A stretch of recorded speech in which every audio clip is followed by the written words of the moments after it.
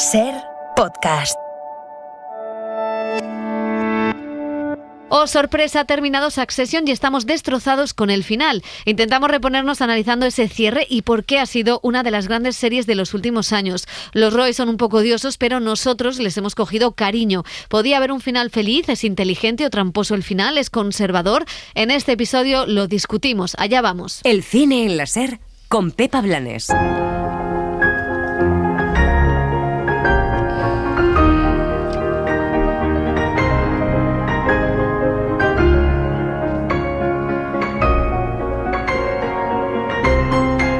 Las series.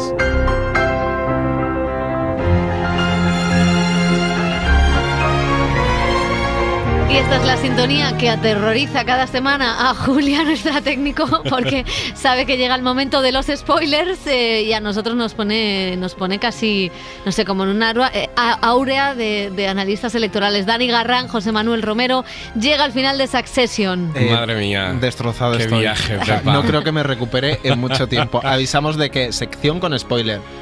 Sección Sí, con porque spoiler. No queremos ahuyentar Poquitos, a nadie. bueno, vamos a evitar pero ser muy explícitos, pero sí, es que para comentarla hay que contar las cosas que han pasado en estos últimos capítulos. Bueno, durante las 4 temporadas de Succession, el creador Jesse Armstrong, digamos que ha explorado los vicios del poder, la influencia, los privilegios, pero también ha recorrido los dilemas emocionales de sus personajes imperfectos, rotos y destinados a la degradación moral.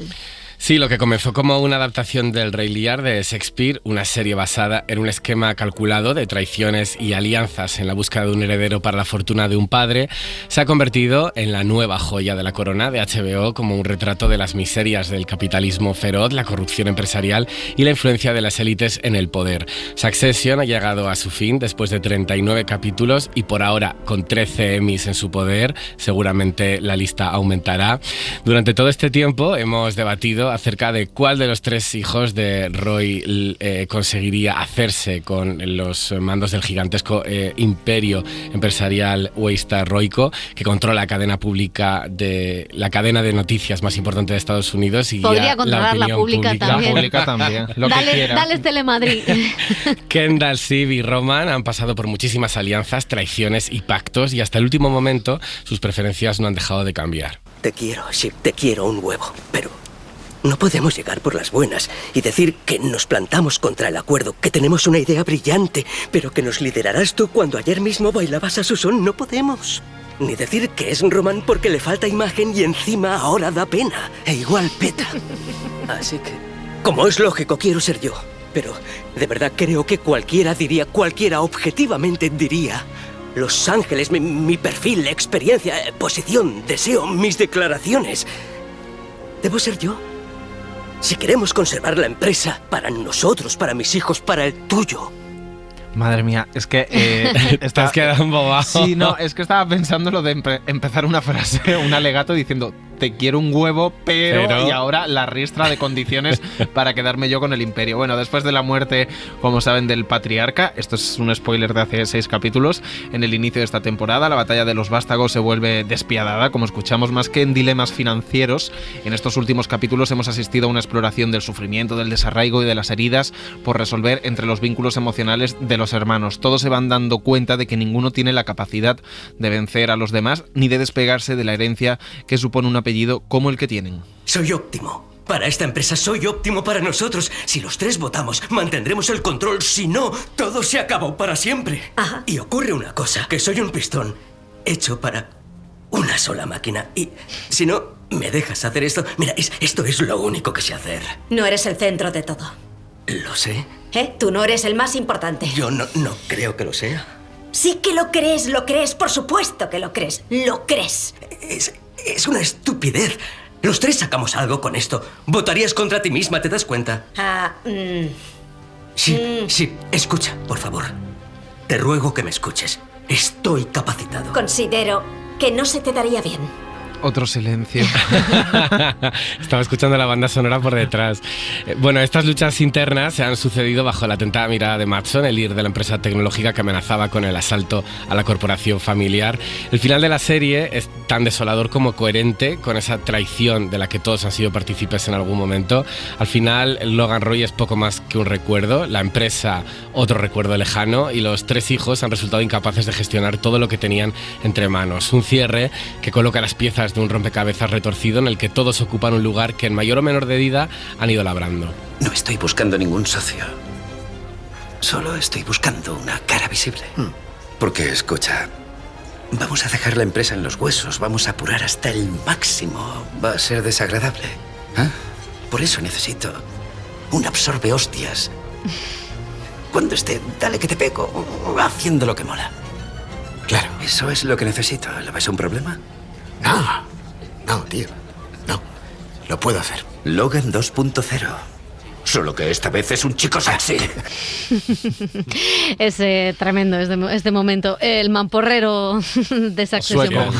Bueno, mucho que comentar, la verdad, después de este final de la serie. ¿Qué os ha parecido? ¿Cómo podemos interpretar ese final? Decía Dani, coherente, pero desolador de esta última temporada. Es que hay tanto por comentar, vamos a empezar un poco para calentar. Bueno, pues es un capítulo fascinante, un final que tiene mucho, porque son varios finales, creo yo. De hecho, juegan con nosotros bastante, llevan jugando todo este tiempo, es un gran culebrón moderno lo que es Succession, pero aquí juegan de forma un poco retorcida, porque emocionalmente con el espectador, aunque sean muy cabroncetes, son nuestros cabroncetes con los que hemos estado pues 5 o 6 años.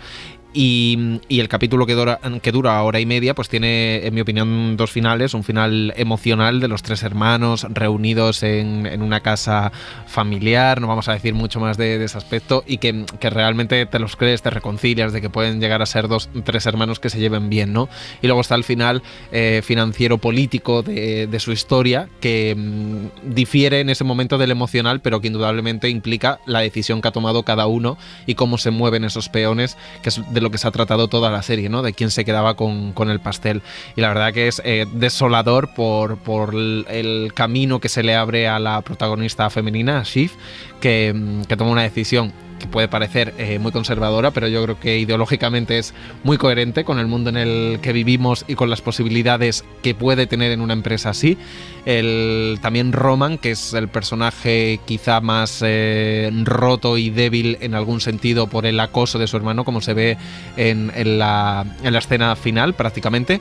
Y Kendall, que ha sido alguien que lo ha perdido todo o sea, que ha labrado ese camino, como decía Dani, a lo largo de tantas temporadas, y ha ido perdiendo por el camino absolutamente todo, y lo único que quería lo pierde en el último segundo de la forma más cruel, pero a la vez de la forma más consecuente, creo yo, como está escrito el personaje.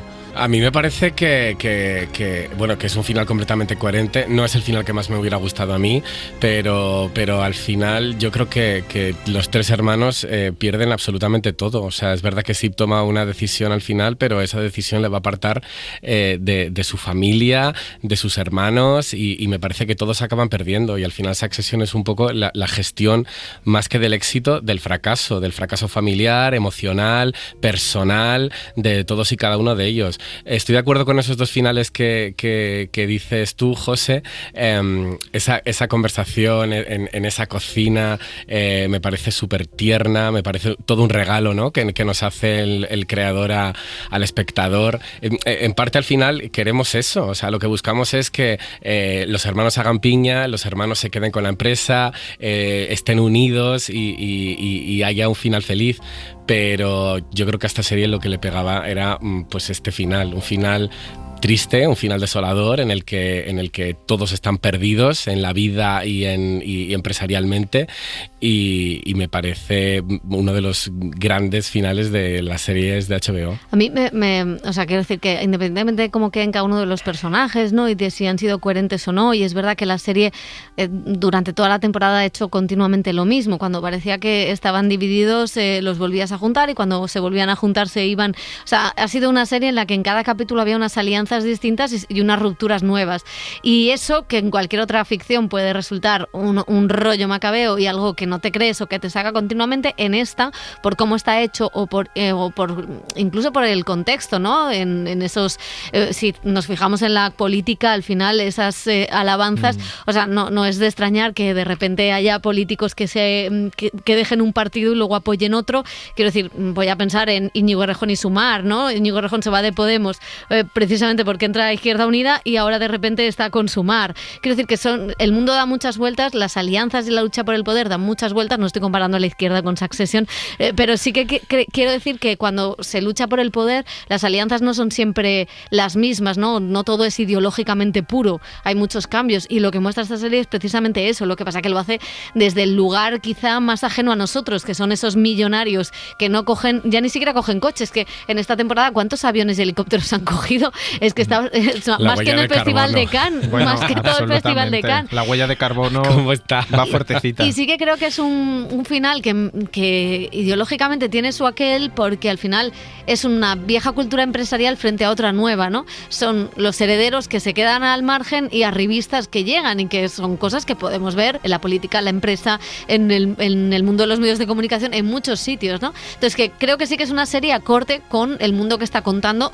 Por supuesto, lo cuenta desde el artificio, eso hay que tenerlo claro. Sí, no, indudablemente. Y de hecho, en esta última temporada, y especialmente en el capítulo final, ha hecho bastantes malabarismos a la hora de los giros, que en un momento, en esa hora y media de capítulo, tú dices, oye, no vale tanto giro, tanta carta en la manga como en alguno, sobre todo en la relación con los hermanos, porque lo interesante desde la muerte de Logan Roy ha sido cómo ha crecido la serie con ellos tres y cómo los tres han ido moviéndose, porque al final todo ha sido una coreografía. Lo que sí que creo que la serie, más allá de todo lo empresario, lo político, que es apasionante, que refleja nuestro mundo y que incluso el creador deliberadamente en esta última temporada lo ha acercado con paralelismos muchísimo más evidentes a la realidad sociopolítica americana, sí que tiene una cosa que es el peso del padre, y es una serie trágica en el sentido de la figura del padre, cómo condiciona a esos tres hijos, especialmente al gran protagonista que es Kendall.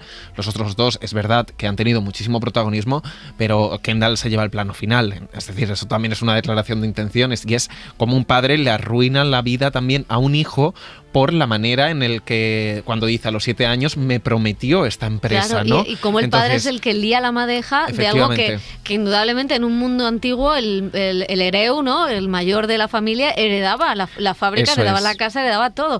Y cómo luego malmete para romper eso, no por una cuestión de no es justo que el mayor herede, tendrán que heredar todos, sino simplemente, no sé si por maldad o porque ve que está en juego su empresa. Nunca lo sabremos porque Logan ya al final intentas entender cómo un niño de 7 años puede gestionar que vaya a heredar un imperio sin el más mínimo atisbo de amor, ni siquiera de cariño de ese padre, ¿no? Esa crueldad que tenía Logan Roy, que era como muy ambivalente con ellos. Y es verdad que en el personaje de Shiv sí que ha habido algunas migajas o algunas señales de la influencia de la ausencia materna, como a ella la había condicionado en diferentes momentos de su vida. La verdad es que nos da para un análisis de 3 horas, porque es apasionante. Pues bueno, la cena que estábamos escuchando de Lucas Matson, que puede ser pues un pope nuevo de los medios tecnológicos, ¿no? Un Zuckerberg, un Elon Musk, salido medio de Foro Coches, que lo que decía Pepa, revista, pues sí, es que representa esa cultura donde los empresarios post Segunda Guerra Mundial, hechos a sí mismos,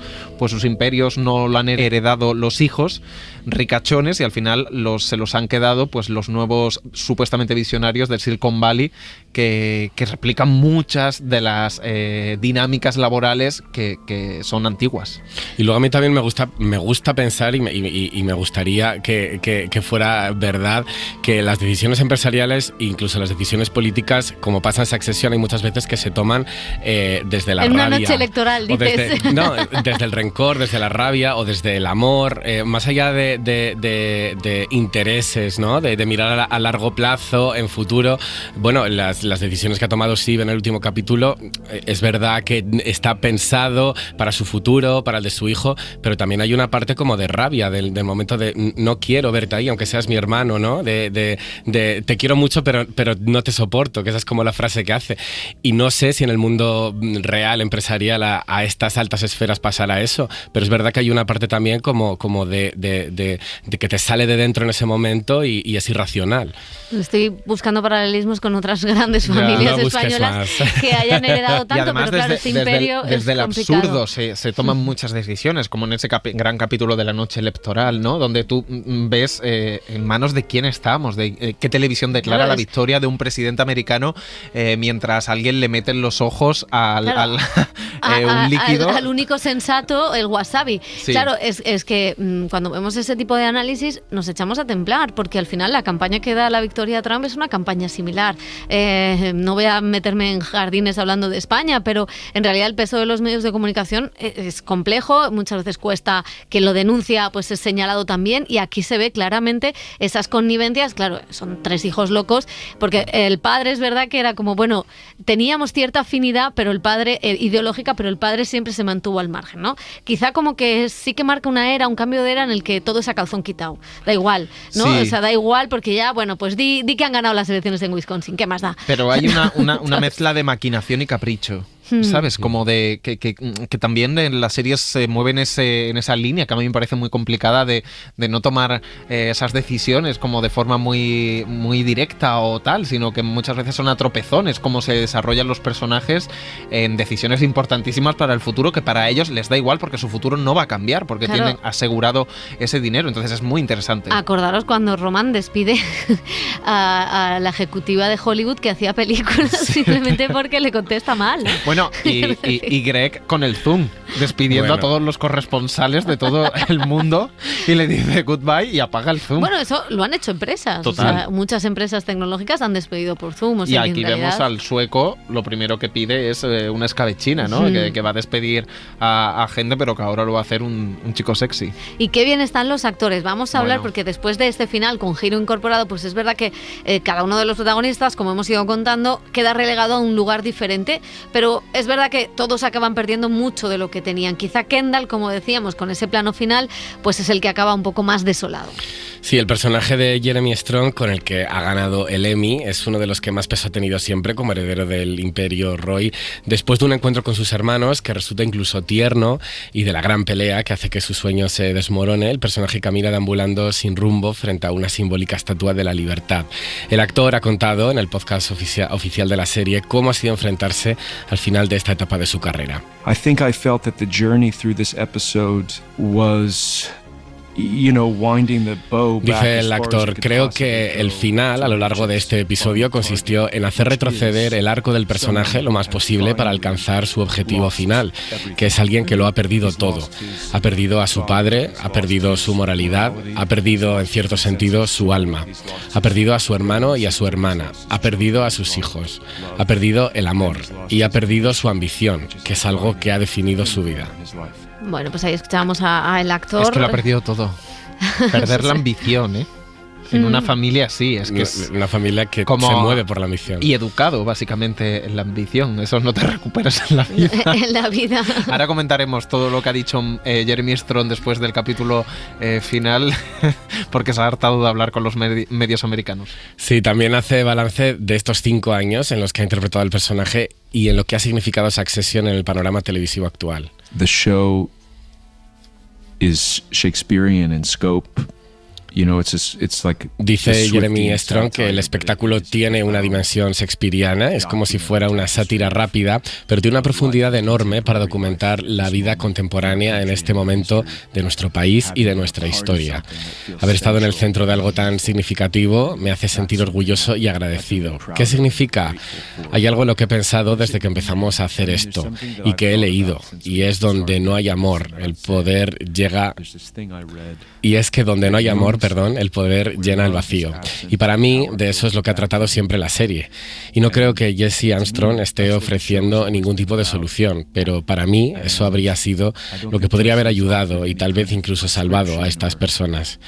Y luego está la cúspide del poder, que los está atrayendo a todos y que nos atrae como nación. Es un peligro claro y presente, y eso es lo que significa para mí. And which is drawing us in as a nation is a clear and present danger. And that's what it means to me. Es listo Jeremy Strong. Es listo, es de método. Pero es bonito esto que dice de donde no llega el amor, el final, vacío lo intenta ocupar el poder. Al final es una familia destruida y si vamos un poco más allá y es la metáfora de un país, es un país destruido precisamente por no haber aprendido, ¿no?, a manejar los beneficios y también a convivir juntos, que de alguna manera de eso se trata, ¿no? Y es que, claro, te pones a mirar y todos los personajes, no sé, cada cual es peor, incluso los que están en esa junta, ¿no?, cómo han ido dándose codazos o traicionándose unos a otros. O sea, es la gran serie sobre la traición. La desintegración moral, ¿no?, de la economía y de la política. Yo estoy bastante intrigado por Jerry. ¿Qué indemnización se ha llevado? Necesitamos un spin-off. Un spin-off a lo de Ghostface de Jerry. ¿De cuánto cobras? Como diría Juana Dolores, ¿tú cuánto cobras? Efectivamente. Pues queremos a Juana Dolores preguntando los sueldos de Succession. Entrevistando a Jeremy Strong, que cuando vean la serie pues se ponen a buscar lo que ha dicho, si salta al río o no salta al río, y si se bebió ese zumo horroroso que le preparan sus hermanos, que parece que sí. Bueno, si las actrices de Adele tuvieron que comer 5 veces los macarrones, él también se tuvo que beber, eso está claro. Bueno, hemos asistido a esta lucha fratricida por el poder que estamos contando, también a una noche electoral de infarto, a grandes conversaciones en despachos de empresas que deciden quién va a ser el nuevo presidente y a la corrupción en primera persona. Y no es España, ojo, seguimos. El capítulo 8 transcurre en la noche de las elecciones presidenciales, en las que los hermanos toman decisiones que ponen en peligro la democracia, basándose, como hemos hablado, solamente en sus intereses personales. La decisión que toman en la ATN de declarar ganador a Mencken en Wisconsin está claramente inspirada, así lo dijo el creador, en lo que pasó en el mundo real con Fox, cuando en las presidenciales del 2020 anunció que Joe Biden había ganado Arizona, cuando ninguna de las otras cadenas lo había hecho. Aquí se pone de manifiesto la influencia del poder económico sobre el político y de la amenaza que supone en la posverdad una peculiaridad del sistema estadounidense que Armstrong siempre quiso mostrar en la serie. A pesar de que nos dé ventaja como figuras empresariales a corto plazo, no sé. Mencken es una pesadilla, ¿vale? Hijo de una era de decadencia. Dice cosas horribles, cree en cosas horribles. Nosotros no lo estaríamos nombrando presidente. Oh, claro, no podremos coronarle, pero sí frenarle. Si esta noche se dispara, se volvería posible. Necesita de nuestro anuncio. Eso es heavy, ¿eh? Dicen no lo coronamos, pero sí hay una coronación mediática. Cuando tú ya lo nombras mediáticamente, ahora ¿cómo das marcha atrás de ese anuncio?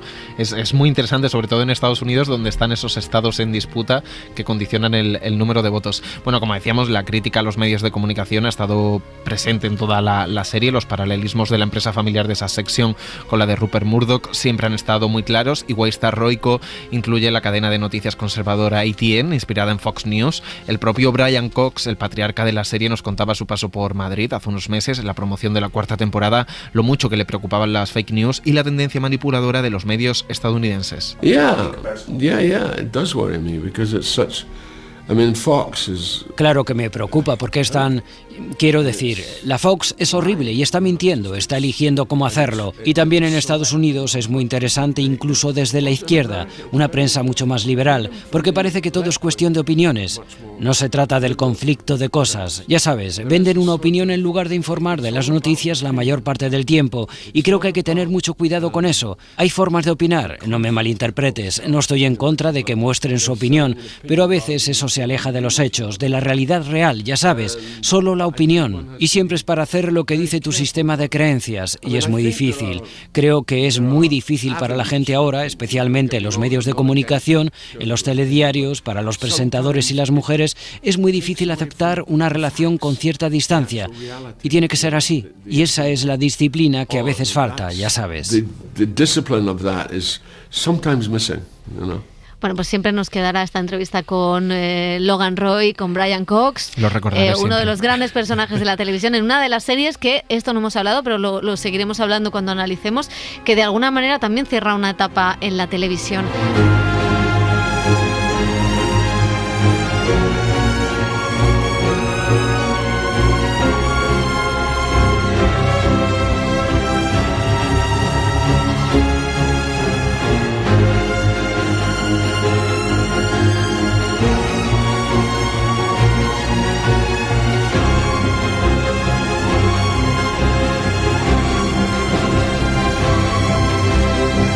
Suscríbete al Cine en la SER. Escúchanos en directo en la SER los sábados a las 7:30 de la mañana y los domingos a las 3 de la madrugada. Cadena SER. La radio.